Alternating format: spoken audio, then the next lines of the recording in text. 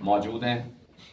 पहला ये कि आप सबको मालूम है कि 22 तारीख को अयोध्या में श्री राम जी मंदिर में प्राण प्रतिष्ठा का कार्यक्रम रखा गया है।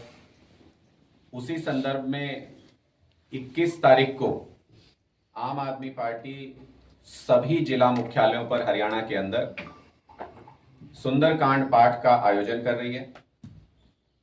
श्री राम जी के सबसे बड़े भक्त हनुमान जी और प्राण प्रतिष्ठा के इस अवसर पर सुंदरकांड के पाठ का सुंदर आयोजन किया जाए, इससे बेहतर क्या हो सकता है।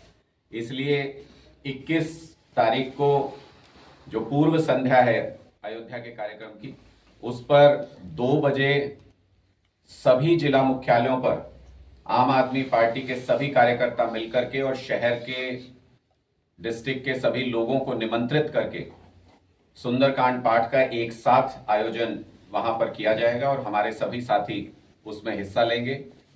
एक ये महत्वपूर्ण सूचना आपके साथ साझा करनी थी। दूसरा, जैसा आपने आज देखा कि भारतीय जनता पार्टी इंडिया गठबंधन से बुरी तरह से बौखलाई हुई है। भारतीय जनता पार्टी को अपनी हार स्पष्ट रूप से नजर आने लगी है और उसका एक ट्रेलर आज हमको देखने को मिला। चंडीगढ़ में मेयर का चुनाव आज होना था। उस मेयर के चुनाव को भारतीय जनता पार्टी ने कुछ कुछ वजह बता करके उसको टालने की कोशिश की। बहाना बनाया गया कि जो प्रिजाइडिंग ऑफिसर है उनकी तबीयत ठीक नहीं है। हमारा एक बहुत बेसिक सा सवाल है कि कल को अगर मुख्य चुनाव आयुक्त की तबीयत खराब हो जाए तो क्या ये भारतीय जनता पार्टी की सरकार देश का चुनाव भी रोक देगी? क्या इनकी ऐसी मंशा है? और दूसरा महत्वपूर्ण सवाल कि जब नंबर्स क्लियर हैं कि 20-15 से आम आदमी पार्टी का मेयर चंडीगढ़ में बनने जा रहा है, तो फिर भारतीय जनता पार्टी इस तरह की साजिशें करके लोकतंत्र के खिलाफ काम क्यों कर रही है? ये बौखलाहट साफ तौर पे नजर आती है जब भारतीय जनता पार्टी लोकतांत्रिक तरीके से हारते हुए नजर आ रही है। उनको पता है कि हरियाणा में भी और पूरे देश में भी जब इंडिया गठबंधन के सामने भारतीय जनता पार्टी का कैंडिडेट होगा तो उसे निश्चित तौर पे हार का सामना करना पड़ेगा। इसलिए भारतीय जनता पार्टी इस तरीके के हथकंडे अपना करके मेयर के चुनाव को टालने की कोशिश आज चंडीगढ़ में की गई। सब जगह पे आप देखें 33 जगह पे कम से कम जो नगर निगम नगर निकाय के चुनाव है वो पेंडिंग है, वो चुनाव नहीं करा रही है भारतीय जनता पार्टी। इसका मतलब सभी लोकतांत्रिक तरीकों से भारतीय जनता पार्टी डरती है और चुनाव से भाग रही है, सब प्रकार के चुनाव से भाग रही है, क्योंकि 2024 में मोदी जी को अपनी हार निश्चित तौर पे पूरे देश में नजर आने लगी है। चंडीगढ़ में तो भारतीय जनता पार्टी ने कुछ इस तरह का व्यवहार किया जैसे छोटे बच्चे होते हैं कि क्रिकेट खेल रहे हैं और अगर 0 रन पे आउट हो जाए तो बच्चा अपना बैट लेके घर चला जाता है कि मैं नहीं खेलता। तो भारतीय जनता पार्टी के साथ भी वही स्थिति है। उनको पता है कि चंडीगढ़ में उनका मेयर नहीं बन सकता किसी भी हालत में। उनको पता है कि आम आदमी पार्टी का अगला मेयर चंडीगढ़ में बनने जा रहा है। इसलिए उन्होंने एक झूठा बहाना बता करके इस चुनाव को रद्द करने की कोशिश की। हम कानूनी तरीकों की तरफ जा रहे हैं। इस चुनाव को होना चाहिए, लोकतांत्रिक प्रक्रिया को इस तरीके से कोई भी बहाना बना के रोका नहीं जाना चाहिए। लेकिन इन सब से ये जरूर स्पष्ट हो गया है कि भारतीय जनता पार्टी पूरी तरह से इंडिया गठबंधन जैसे जैसे आगे बढ़ रहा है, भारतीय जनता पार्टी पूरी तरह से बौखलाई हुई है और सारे हथकंडों का इस्तेमाल कर रही है, चाहे उसमें एजेंसियों का दुरुपयोग हो या फिर उसमें चुनाव टाल। जनवरी को बदलाव महासभा का आयोजन किया गया है और ये आयोजन अभूतपूर्व है। हरियाणा में आज तक इस तरह की कोई रैली आपने नहीं देखी होगी। यह अद्भुत संगम होने जा रहा है। और किस तरह का संगम? ऐसा संगम जिसमें 7,000 हरियाणा के गांव लगभग और 1,000 से ज्यादा वार्ड। हमारी कोशिश है, हमारे कार्यकर्ता इस मुहिम पर जुट गए हैं कि इन सभी जगहों से पार्टिसिपेशन इस रैली के अंदर होगा। पहली बार मिनी हरियाणा के दर्शन आपको जींद के अंदर देखने को मिलेंगे, जहां हरियाणा के सुदूर हिस्सों से भी, छोटे से छोटे गांव से भी, एक एक वार्ड से यहां पर लोग पहुंचेंगे। पार्टिसिपेशन यहां पर होगा और जो भी माननीय अरविंद केजरीवाल जी और भगवंत मान जी यहां से आगे की रूपरेखा तय करेंगे और आगे का प्लान यहां पर लोगों के साथ साझा करेंगे, अपनी विचारधारा लोगों के सामने रखेंगे, वो संदेश एक ही झटके में एक साथ सभी गांव के लोग अपने अपने गांव में लेकर के जाएंगे और हर जगह पर बदलाव के अलख की शुरुआत होगी।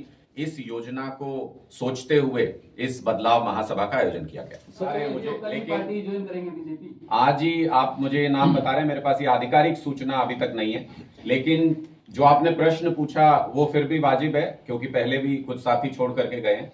मुझे लगता है कि जब कोई बदलाव होता है और जिस तरीके का आम आदमी पार्टी सत्ता से और व्यवस्था से सीधे टकराव मोल लेती है, ये सबके बस की बात नहीं होती उस प्रेशर को झेलना। सब लोग इस तरीके के संघर्ष के जीवन के आदी नहीं होते हैं। सब लोग इस तरीके से बदलाव की लड़ाई को क्रांतिकारी तरीके से लड़ने के आदी नहीं होते हैं। इसलिए सबकी भावना का स्वागत है। जो आम आदमी पार्टी में आते हैं, हमारा काम है उनको खुली बाहों से उनका स्वागत करना, उनको पूरा सम्मान देना। अगर कोई किसी स्वार्थ के चलते किसी कारण से अगर कोई उस रास्ते को छोड़ करके जाता है तो उनको अपना नया रास्ता मुबारक। लेकिन किसी भी ऐसे व्यक्ति को अपनी क्रेडिबिलिटी के बारे में भी सोच लेना चाहिए कि घर बदलते बदलते बदलते बदलते कहीं ऐसा ना हो कि लोग उन पर विश्वास करना ही छोड़ दें कि वो कितने घर बदलेंगे और कहां कहां जाएंगे, किस किस का विश्वास तोड़ेंगे। लोगों ने जो उनके अंदर विश्वास जताया वो इस बात को लेकर के कि आम आदमी पार्टी एक बदलाव की लड़ाई लड़ रही है और वो उसके साथ जुड़े हैं। अगर उनको लगता है कि वही इस बदलाव को चला रहे थे तो ये भी उन लोगों की गलतफहमी है। हम स्पष्ट तौर पे ये कहना चाहते हैं, आज आम आदमी पार्टी का पूरे प्रदेश में एक विशाल संगठन है। 1.5 लाख पदाधिकारी आइडेंटिटी कार्ड होल्डर आम आदमी पार्टी के पूरे प्रदेश के अंदर है। उसमें से अगर कोई 2, 4, 5 साथी, 10 साथी, 50 साथी छोड़ के भी चले जाते हैं, मुझे नहीं लगता उससे इस बदलाव के सफर पे कोई फर्क पड़ता है। उससे ज्यादा साथी रोजाना आम आदमी पार्टी में पूरे हरियाणा के अंदर जुड़ रहे हैं और इसलिए जो भी इस बदलाव के सफर में हमारे साथ आना चाहते हैं उनका भी स्वागत है, और जो किसी दबाववश, किसी स्वार्थवश नया रास्ता चुनना चाहते हैं उनकी राजनीति उनको मुबारक, उनका भी स्वागत। अनुराग जी, इंडिया गठबंधन आम आदमी पार्टी और कांग्रेस दोनों मुख्य घटक है और आम आदमी पार्टी प्रदेश स्तर की हरियाणा में रैली करने जा रही है। तो इस रैली में यदि कांग्रेस के लोगों को आप आमंत्रित करो, बीजेपी के खिलाफ क्या अच्छा संदेश नहीं जाएगा? देखिए, मुझे लगता है कि ये सारे निर्णय कोऑर्डिनेशन कमेटी के दायरे में आते हैं और कोऑर्डिनेशन कमेटी में इन सारे विषयों पर चर्चा की जा रही है कि कहाँ सीट शेयरिंग होगी या नहीं होगी, किन राज्यों में होगी, कितनी सीटें किसको मिलेंगी।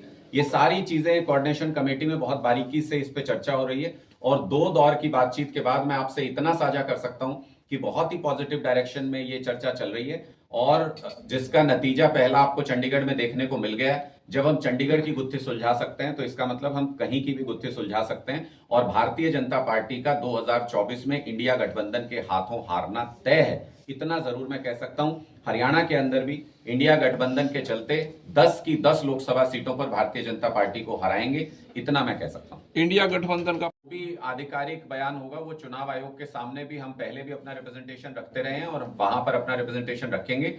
जो लॉयर्स मिलके इस अभियान को चला रहे हैं उनको एक लॉजिकल जवाब चुनाव आयोग को देना चाहिए।